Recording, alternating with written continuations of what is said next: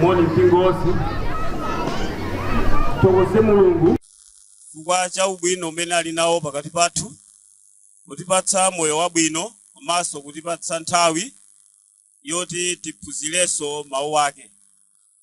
Tiyamikire aziphunzitsi onse amene ayesapo kutengapo mbali yogawana nafe ndi kutanthauzira zina zomwe zalembedwa m'buku lathu lopatulika Baibulo.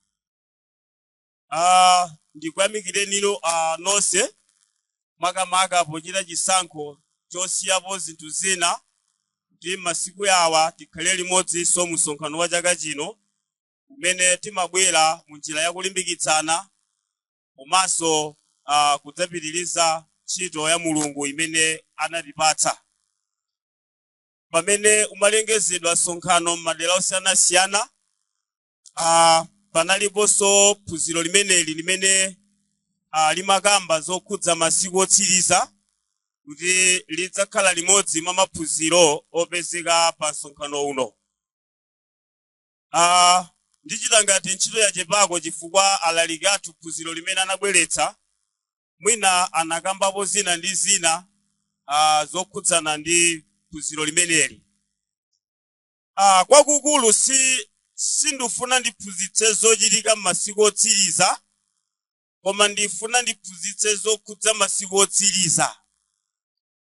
Sindidziwa ngati pamene pamunga ndimvetse bwino kuti sindikhazikika kukamba zochitika m'masiku otsiriza, koma cholinga changa ndifuna ndiphunzitse zokhudza masiku otsiriza. Nthawi zina paja timaphunzirapo za banja, ndiye nthawi zina nkudzaphunziranso za mbanja, ndiye pamakhala kusiyanira napo zokhudza banja ndi za mbanja.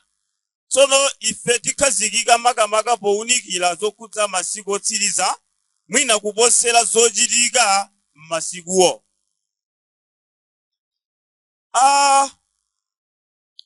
Pali masiku otsiriza ndiye palinso tsiku lotsiriza.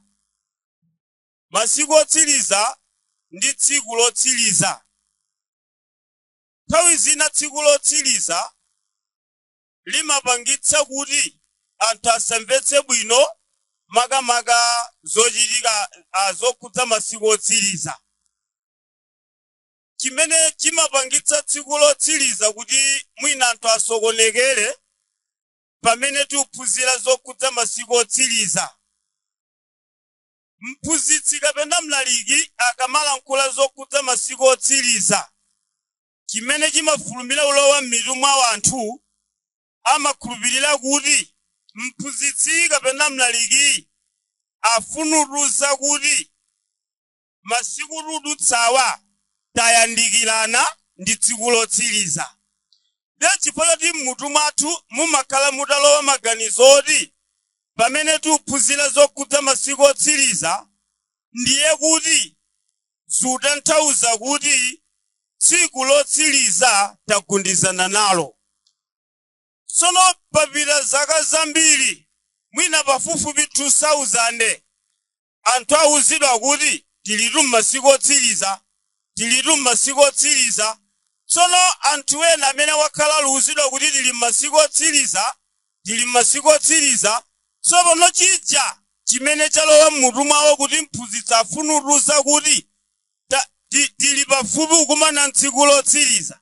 Ndiye chifukwa choti tsiku lotsirizalo siluoneka, zimapangitsa anthu anene kuti inu nkungonamiza napo risi.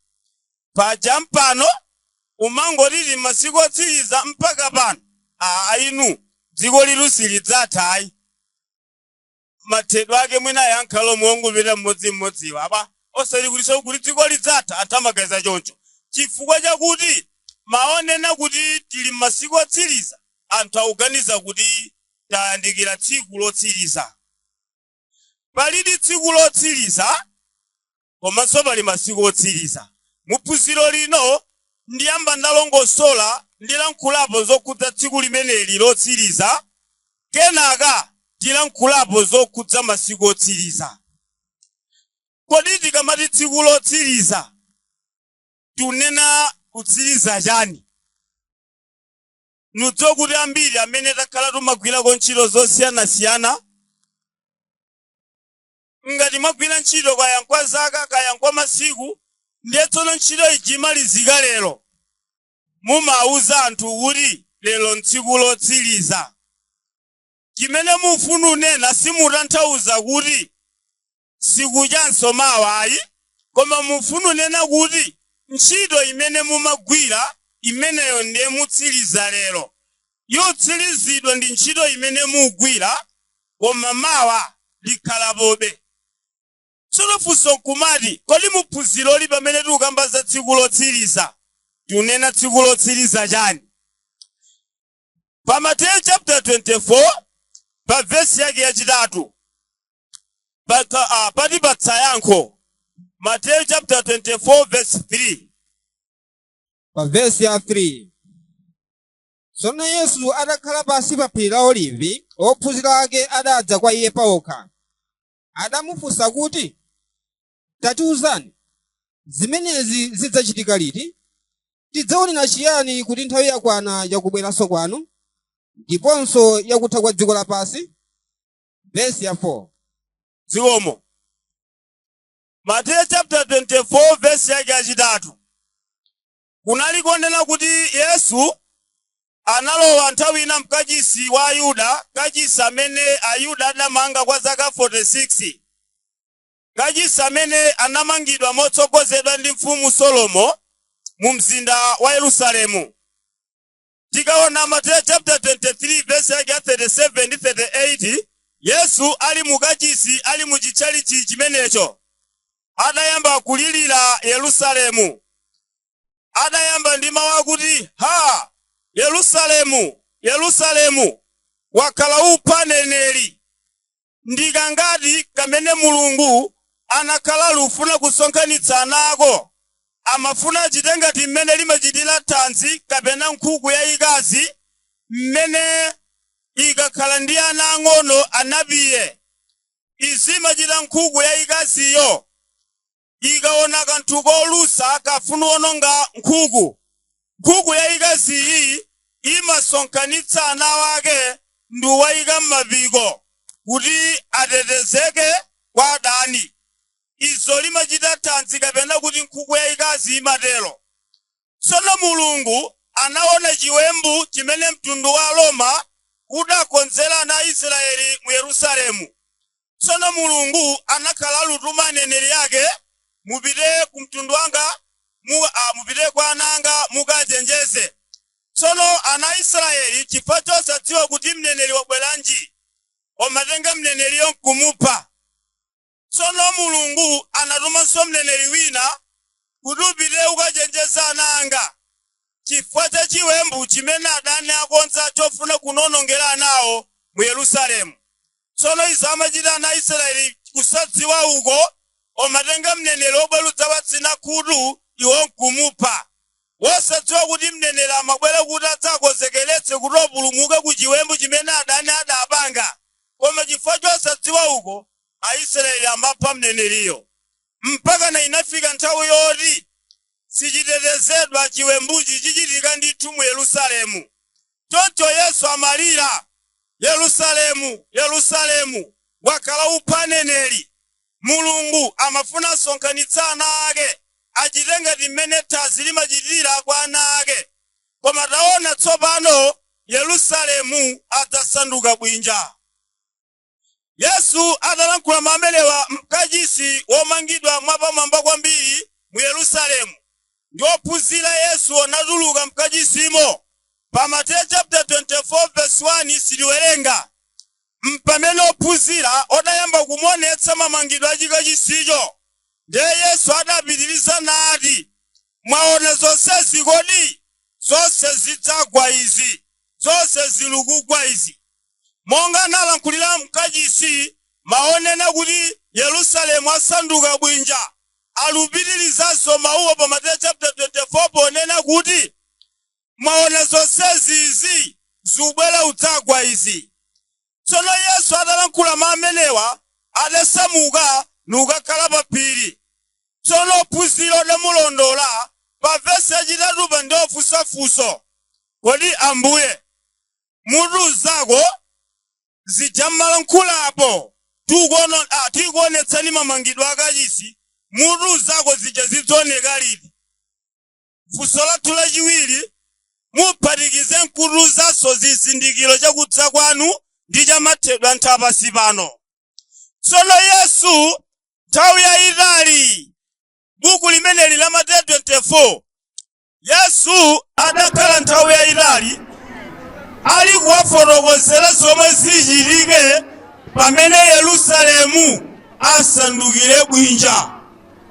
Funso namba 1 ndi limene Yesu lidamtengera nthawi yayitali chifukwa limakhudza zimene analankhulapo pamene ophunzira amamuonetsa mamangidwe akachisi.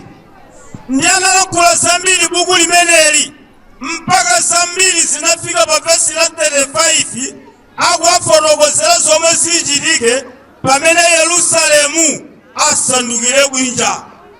Koma atathana nazo izi adakumbukira funso la namba 2 limene ophunzira adamufunsa loti mutu zakonso chizindikiro chakudza kwanu ndi chamathedwe anthu apasi pano. Ndiye Yesu poyankha funso la namba 2 adayankha kuti pa vesi la 36 za tsiku ilo ndi nthawi yake ndibe nalo zizindikiro. Zizindikiro zomwe ndasunga kwa ine nzowonongera mzinda wa Yerusalemu, monga momwe ndanenera polirira mzinda umenewu kuti Aisraeli anachita chibwana pomapha aneneri amene amafuna awachenjeze pamene adani adakonza chiwembu chakuwononga mzinda umenewu wa Yerusalemu. Mbiri imanena kuti mu 780 ndi pamene Julius Kaisala mfumu yachiroma idatsogolera asilikali kukawononga mzinda wa Yerusalemu. Modi Yerusalemu anasanduka bwinja ngati nkumanganso odachilumanganso. Koma zimene Yesu adanena kuti Yerusalemu asanduka bwinja zinachitika mu 780. Zimene Yesu anakangalika pofotokozera zizindikiro zake zakuwonongedwa kwa mzinda umenewu wa Yerusalemu. Koma tsiku lotsiriza limene Yesu ayembekezera kubweranso, Yesu anena kuti za tsiku ilo ndi nthawi yake munthu sangadziwe. Ngati ino yenera kudziwitsani sindudziwa, ngakhala angelo sakudziwa, akudziwa Atate. Tsiku limeneli lilipo ndithu, koma tsiku limeneli si limene limabweretsa phunziro lokamba za masiku otsiriza. Nkhani yokhudza masiku otsiriza timvetse mosavuta inye chidule. Koma ndifuna ndikudziwitseni kuti lilipo ndithu tsiku lotsiriza limene liyembekezera kuti lidzabwera. Lotsiriza chani? Ophunzira amafuna kuti atiuze chizindikiro chakudza kwa Yesu ndi chamathedwe a nthawi yapasi pano. Tsono tikamati tsiku lotsiriza tikukamba za mathedwe a nthawi yapasi pano. Tikamawerenga buku la 2 Thessalonica chapter 2, tiyamba kuwerenga verse 1. 2 Thessalonica chapter 2, tuoneko verse 1 mpaka na verse ya 5. Pa verse ya 1, ndipo tikupemphani abale chifukwa chakudza kwace kwa Ambuye wathu Yesu Khristu ndi kusonkhana pamodzi kwathu kwa Iye, kuti musamagwedezeka mtima msanga ndi kutaya maganizo anu, kapena kuopsedwa mwa mzimu, kapena mwa mawu, kapena mwa kalata, monga olembedwa ndi ife, monga ngati tsiku la Ambuye lafika. Munthu asakunyengeni konseko kuti silifika, koma chiyambe chifike chipatukocho, navumbulutsike munthu woseruzika, mwana wachiwonongeko, amene atutsana nazo nadzikuza pa zonse zotchedwa Mulungu kapena zopembedzeka, kotero kuti iye wakhala pansi kukachisi wa Mulungu nadzionetsera yekha ngati ali Mulungu. Simukumbukira kodi kuti pokhala nanu ndisanachoke ine ndinakuwuzani izi? Verse 6. Somo kwambiri.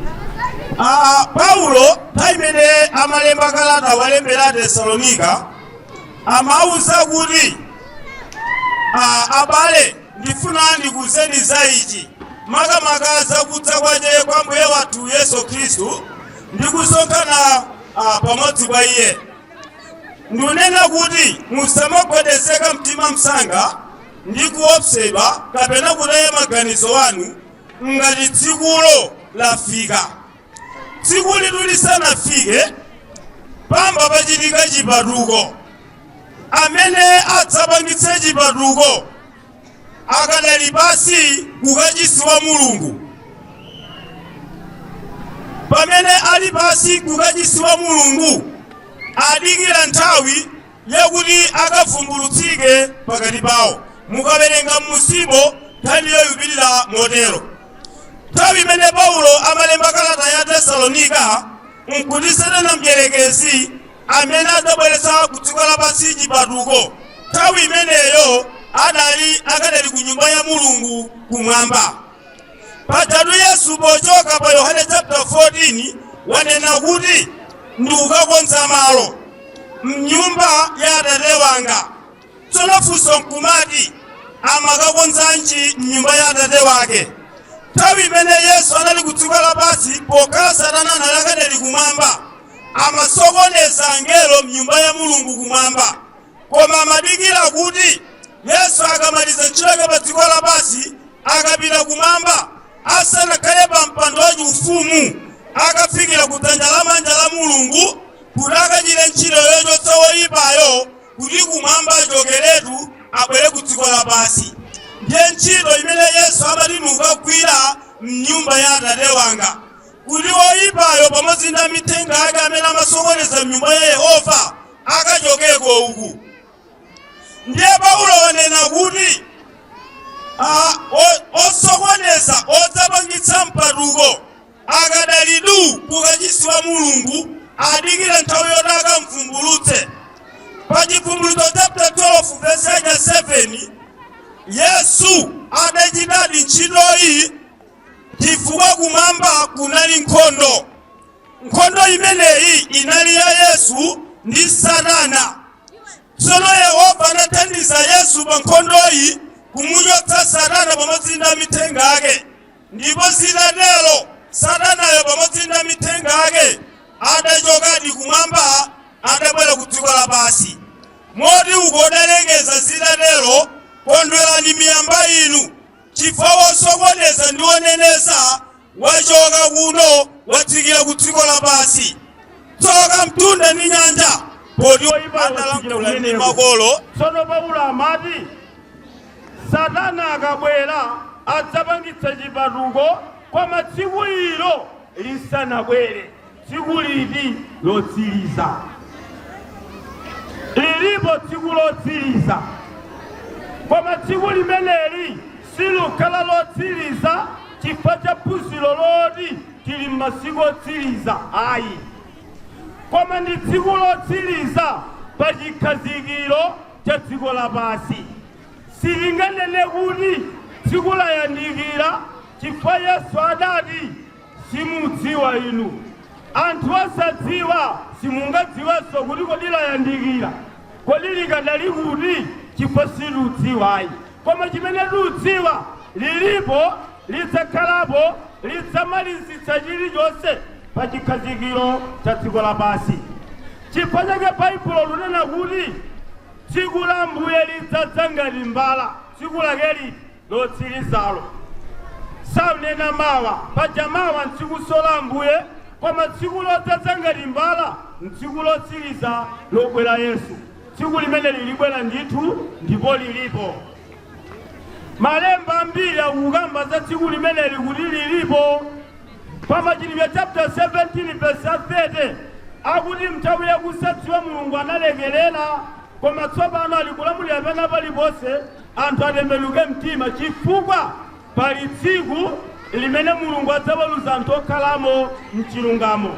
Ndipo amene adamuyika kuti adzaweruze dziko adamusonyeza ku dziko lapansi pomutsa kwa akufa amene ndi mpulumutsi wathu Yesu Khristu. Choncho pokamba za tsiku ili lilipo ndithu lotsiriza chimaliziro cha nthawi yokhalira pansi pano.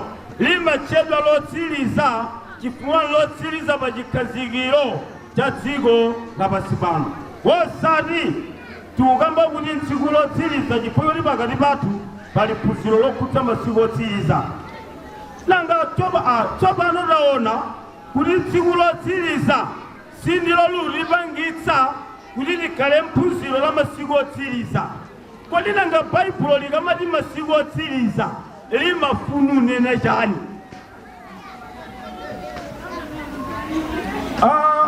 Aheberi chapter 1 verse 1. Baibulo likamagamba za masiku otsiriza limafuna chani? Aheberi chapter 1 verse 1. Kale Mulungu alankhula ndi makolo omwe aneneri m'manenero ambiri ndi mosiyanasiyana. Verse 2. Inde. Koma pakutapita masiku ano analankhula ndi ife ndi mwana amene anamuyika wolowa nyumba wa zonse. Inde. Mwa Yesu analenga mayiko ndi amwamba omwe. Zikomo kwambiri.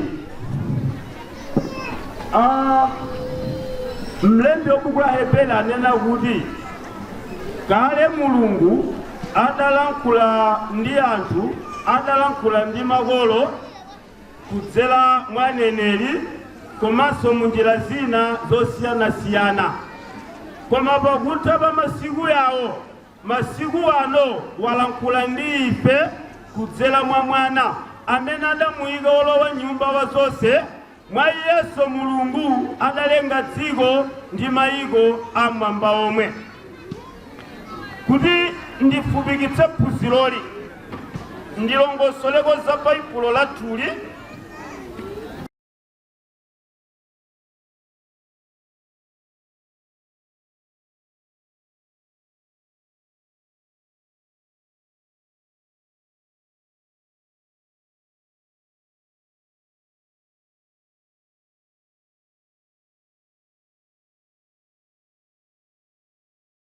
kudzera mwa aneneri komanso munjira zina zosiyanasiyana. Koma pakutha pa masiku yawo, masiku ano walankhula ndi ife kudzera mwa mwana amene adamuyika wolowa nyumba wa zonse. Mwa Yesu Mulungu adalenga dziko ndi mayiko amwamba omwe. Kuti ndifupikitse phunziroli ndilongosoleko za Baibulo lathuli. Baibulo lathuli lili ndi mabuku 66. Buku ili lili ndi mabuku 66 kuyambira buku la Genesis kutelekeza buku la Chivumbulutso. Ndi buku limene limasiyanira napo ndi buku la nzathu a Roman Catholic. Amene munaonapo buku la Roman Catholic lili ndi mabuku 80 pamene lathuli lili ndi mabuku 66. Mabuku amene ali m'Baibulo lathuli, m'Baibulo la Katolika alipo. Koma tsono popeza ndunena kuti muli mabuku 80 m'Baibulo lawo, ndiye kuti pa 80 tikachotsapo 66 ndiye kuti pali mabuku ena 14 amene m'buku la Katolika alipo koma umumo mulibe. Tsono funso linganene kuti kodi mabuku 14 amene iwo alipo m'Baibulo lawo umu mulibe odawatenga kuti? Nanga n'chifukwa chani opanga Baibulo la analemba zinthu wamba anapangitsa mpikisano mabukuwa. Ndiye pa mpikisanopo mabuku amene adapambana adalipo mabuku 39. Mabuku amene adaluza adalipo mabuku 14. Panadziwika kuti mabuku 14 ndi zolembedwa ndi anthu wamba, sizochokera kwa Mulungu. Koma mabuku 39 ndiwo amene zalembedwa ndi aneneri a Mulungu. Ndiye chimene chidachitika, anthu opanga Baibulo ili anangotenga mabuku 39 kuyambira buku la Genesis kutelekeza buku la Malaki. Tsopano kenaka adatenga Mateyu kulekeza buku la Chivumbulutso nkuphatikiza apa, ndiye kuti akana kuyikamo mabuku 14 muzolembedwa za anthu wamba. Pamene opanga buku la Katolika anatenga mabuku 14 wacha, atamaliza akatenga Genesis zafika buku la Malaki, pasanabwere mabuku a Mateyu pakatipa pa Baibulo la Katolika pali mabuku 14 iwo. Ndekuti mukamaliza Malaki musanapeze Mateyu mwamba madutsana mabuku 14 kenaka mpamene matsapeza Mateyu baibulo lawo. Tsiku lina kudali maliro a mpingo umenewu wansembe adalalikira buku la Kabeya 4 verse 28. Adalalikira za Kabeya 4 verse 28. Sono tilu mwasika pa maliro munthu wina adati koma baibulo lilovuta kuli muli Kabeya kanu kuti hayi ndi mabuku 14 amene ndi zolembedwa ndi anthu wamba zimene opanga baibulo lathu lodazikana. Tsono akatolika adatenga adika m'buku lawo ndiye otengako limodzi mwa mabuku amenewo ndi otilalikira zinthu si mawu a Mulungu ayi, ndi zolembedwa ndi anthu wamba. Tsono pano ndifuna kukamba za masiku otsiriza zimatanthauzanji. Pa Hebrew chapter 1 verse 1 anena kuti Mulungu atalenga anthu pa dziko lapansi, njira yoyamba imene anagwiritsa ntchito polankhula ndi anthu ankalankhula ndi kholo la pabanja. Monga analankhula ndi Adamu mu Edeni, anadzalankhula ndi Nowa, adamaliza nthawi yoyambayo polankhula ndi Abrahamu. Ndiye kuti imeneyi nthawi ya makolo imatchedwanso nthawi ya chilengedwe. Baibulo likamakamba za nthawi ya makolo kapena nthawi ya chilengedwe ndi nthawi yoyamba imene Mulungu akafuna kulankhula ndi anthu ankagwiritsa ntchito kholo la pabanja. Tsopano Mulungu anasintha, itapita nthawi yolankhula ndi Abrahamu Mulungu anasintha, panabwera nthawi yachiwiri ya baibulo.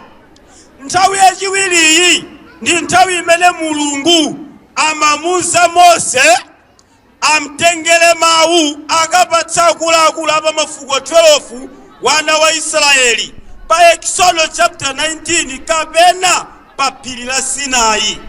Pa phiri la Sinai Mulungu pokhazikitsa pangano la chilamulo ndi ana a Israeli anagwiritsa ntchito Mose osatinso kholo la pabanja. Tsopano pamene patalowa mu nthawi yachiwiri ya baibulo imatchedwa nthawi ya Mose, imatchedwa nthawi ya chilamulo, nthawi yachiwiri ya baibulo. Tsopano Mulungu ayamba kulankhula ndi anthu kudzera mwa aneneri. Imeneyi nthawi yachiwiri ya baibulo ikuchokera pa phiri la Sinai kudzalekeza tsiku lofa Yesu pa mtanda.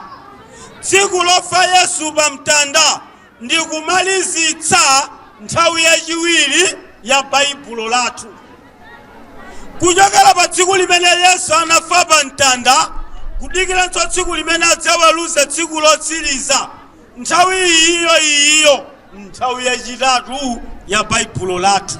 Tsopano Mulungu walankhula ndi ife, akulankhula ndi ife kudzera mwa Yesu, kudzera mwa mwana wake. Ndiye kuti baibulo lili nthawi zitatu: nthawi ya makolo, nthawi ya Mose ndi nthawi ya Yesu.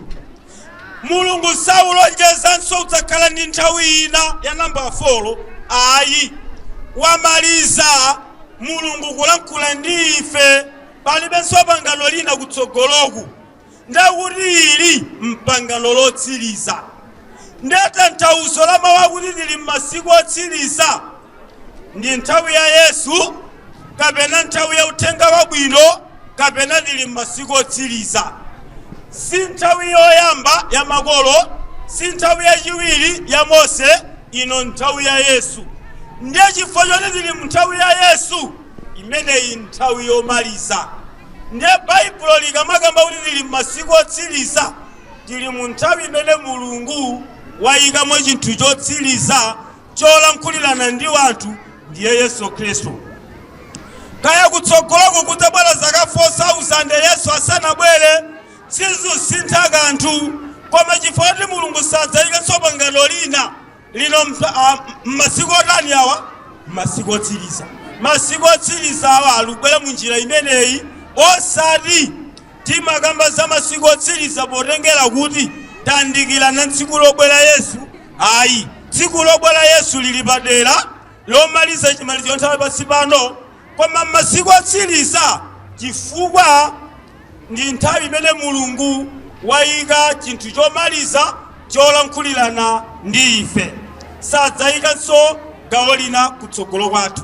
Chifukwa chake Yesu wati khalani mwa ine ndi ine mwa inu, chifukwa ngati simukhala mwa ine mwatayika kunja monga nthambi inafota ikauma omakatentha. Kutsogoloku kulibenso gawo lililonse. Inu ndine tili m'masiku otsiriza, tili m'masiku a chinthu chotsiriza. Anzathu amene mumakonda masewera a mpira ndiyense kupatsani chitsanzo chomvetsetseka pa fundoyi. Paja mpira nthawi zambiri umakonda kutenga zigawo ziwiri, chigawo choyamba mchigawo chachiwiri. Chigawo chilichonse pa zigawo ziwirisi chimatenga 45 minutes nthawi zoyikika. Chigawo chachiwirichi chimatchulidwa kuti chigawo chachiwiri, nthawi zina timangotchula kuti nchomaliza, chifukwa malamulo a mpirawo adayika mu zigawo ziwiri. Kodi chigawo chachiwiri mpira waseweredwa 40 minutes, chili chigawo chachiwiri yatsala 5 minutes, sipadza tikhozutchula kuti mchigawo chomaliza komanso uli kumapeto tikhozulerati. Chifukwa choti pa 45 minutes chaseweredwa 40 minutes yatsala cha ndiye kuti tikhozunena kuti mchigawo chomaliza komanso uli kumapeto. Chitibweretsa moti uli kumapeto chifukwa inu ndine timadziwa kuti mpira umatenga 45 minutes, koma chigawo cha Mulunguchi tuchidziwa nthawi chimathera pati ngati. Ndiye kuti si tingodziwa kuti nchachitatu ati, koma tuchidziwa tili kumapeto ngati. Tikhozutsa kuti tili kumapeto chifukwa situdziwa kuti chidzathera pati ati, koma mpira timaudziwa kuti uliku chifukwa timadziwa kuti umatenga 45 minutes. Choncho monga momwe tingadziwire za masewera a mpira, Mulungu ali ndi zigawo zitatu. Chigawo choyamba anagwira ntchito m'makolo, chigawo chachiwiri wagwira ntchito ndi aneneri, chigawo chachitatu wagwira ntchito ndi Yesu. Ndiye kutinso kulibe chigawo china chomaliza nchiti nchino. Chimenecho ndicho chititengera kumawa kuti tili m'masiku otsiriza. Choncho tikamati tili m'masiku otsiriza, fundo yagona pamenepa. Tsiku lotsiriza lilipo ndithu, koma lotsiriza pa chikhazikiro cha nthawi ya dziko lapansi. Koma tili m'masiku omaliza chifukwa Mulungu ayika chinthu chachitatu chomaliza cholankhulirana ndi anthu. Umutu ndimene tingalimvetsere buku lathu lopatulika Baibulo ili limene lili ndi mabuku 66 kuyambira buku la Genesis kudzalekeza buku la Chivumbulutso. Osati lijali lili mabuku 8 lati pachacha lili mabuku 8 mulikabeya ndi ena mabuku 14. Mukadzaona nyamula chibuku chiukula msadza chikhumbira ati osathiwa chibuku wakapulumuka. Hayi, opanga buku iyi odangutenga zokhazokhazo zimene mmawandani zolemba wanthu zodazitaya, koma ukatolika odatenga kuti ozigwiritsira ntchitopo watengera anthu za mitulo. Timaphunzira chani pa phunziro lathu? Timaunikapo zokhudza masiku otsiriza, taonapo zoti pali tsiku lotsiriza, takambapo za masiku otsiriza. Ndalankhulapo za buku la Mateyu 24 limenenso limasokoneza anthu, makamaka pamene Yesu amafotokozera zizindikiro za kuonongedwa kwa mzinda wa Yerusalemu. Anthu ambiri amagwiritsira ntchito ngati zizindikiro zobwerera kwa ndani?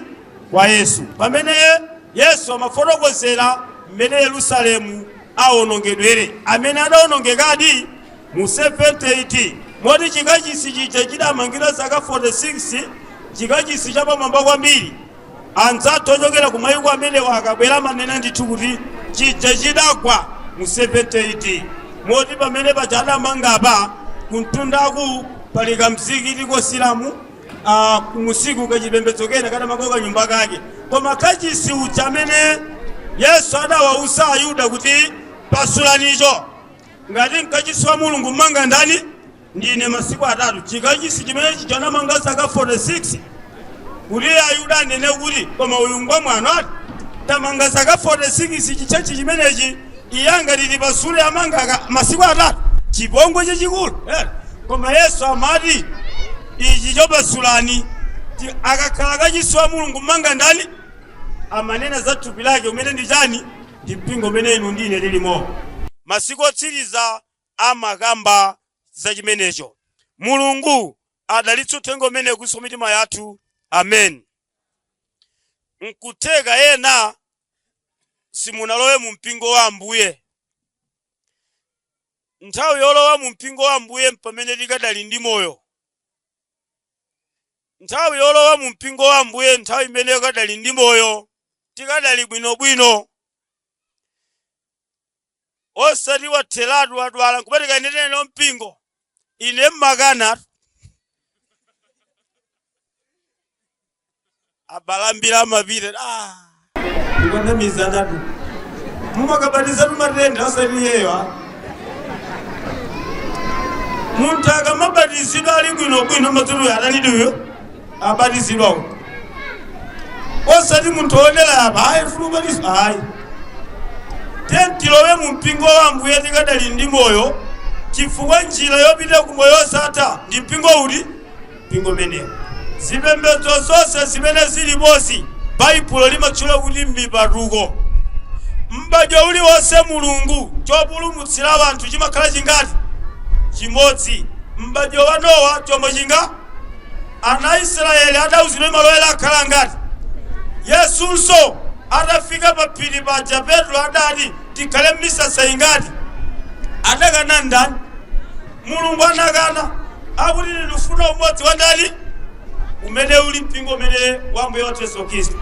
Ngati mumapembedza koma simuli mu mpingo wa Khristu muli mu msasa okanidwa. Muli mu msasa okanidwa. Lowani mu msasa ovomerezeka ndi ndani umene ndi mpingo wa Khristu. Malowedwe tiyenera kubatizidwa m'madzi ambiri. Kubatizo ndi kumira. Muntu ukamamira ndiye kuti muntu ubatizidwa. Mutanza tozimayo mavikira mphale mucha Agiriki amati waibatiza mphale ija. Chifukwa mphale ija ikalekeza muchimalekezamu mzimayo tsiufika mphale amatenga madzi opitirire mphaleyo. Ndiye kuti mphaleyo imakhala mkati mwa chani ndi Agiriki amati waibatiza mchilankhulo chawo. Ndiye ife nkufika. Ndiye ubatizo mkumira. Ngati tinabatizidwa madzipa mphumi tisanabatizidwe. Tinabatizidwa kuchipembedzo icho koma Mulungu atoto satani osabatizidwa. Ndiye nthawi yobatizidwa nthawi ino tikadali ndi moyo. Osati tifuna mutatwala nthawi yomwe timepo titsogolera nyimbo mpingo tizimba kwa nyimbo. Osati nyimbo ndiyigwira nani kutenga nulalikira unduma gwira nani mauwa ndamene amayitana osati nyimboyi. Ife ngati Khristu timayimba nthu chani yolemekeza ndani koma ife tuyimba kwa nyimbo tikupereka mpata kuti kwa iwo amene angakhulupirira uthenga wabwino nafuna ubatizidwa kulowa mu mpingo woona abwere apa. Ngati simuyima musakamakezo sinima kaule olalikira alinga roweta nkhosa. Olalikira alinga roweta nkhosa. Okamati olalikira alinga roweta nkhosa. Nkhosa ukamayijetsa msipu umadziwa kuti mwina sifa mwina ifuna madzi poti chinthu chosalankhula. Ndoweta nkhosa uja amayigogera pachitsime cha madzi akona papita 5 minutes sikumwa amadziwa kuti sifuna madzi amakhumudwa mbushayo amayipiritsa soku msipu ikajaija ayigogera so pachitsime cha aonekena kayambulali nchifanyika pano lili likalalikira tufuna tamba yigogera pachitsime pacha ikakakuli si wafuna ikayikuli akabala somida nalalikira ayigogera so pachitsime cha chani awa tiwona zino ziwamba kumwani nimene tusimachilikira zinthu ife Paulo watiduma kulililalikire Mulungu osatubatizayi amafulu nene chani Paulo akamati tatumidulalikira osatubatiza amafulu nene kuti tikabatize atitume ndamene afuna ubatizidwayo koma kuti tilalikire watituma ndani eya ngati simulituma ife tizipumula pakati koma ngati mulitume tikabatizadi nthawi ino nthawi ya mayitanidwe